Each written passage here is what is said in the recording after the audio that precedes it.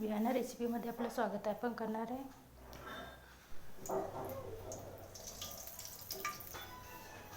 चकुलं करणार आहे. त्यासाठी कढईमध्ये तेल टाकून घेतले. त्यात जिरं मोहरी टाकूया. त्याच्यात चेचून घेतलेला लसूण टाकूया. त्यातच हळद आणि जरासं धना हिंग टाकूया. त्यातच आपण डाळ शिजवून घेतलेली होती सुद्धा टाकूया. त्यातच चवीनुसार मीठ टाकूया. चपाती लाटून त्याचे असे चाकूने काप करून घेतलेत.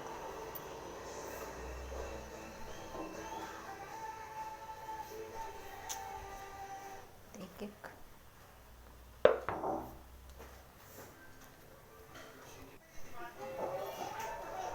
चपातीचे तुकडे केलेले आहेत. ते एक एक असं सोडून घ्यायचं वरणात.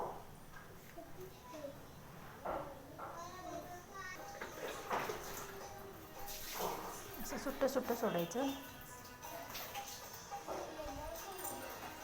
म्हणजे एक दुसऱ्याला चिटकणार नाही. 10 ते 15 मिनटं छानपैकी त्याला शिजू दिलं. 10 ते 15 मिनटं झाल्यात. आपण बघून घेऊया शिजलं का. अजून 5 मिनटं ठेवून घेऊ. रेडी झालं आपली चकुली. रोजचं भाजी चपाती करायचा कंटाळा आला तर पटकन असं चकुल्या रेडी होतं.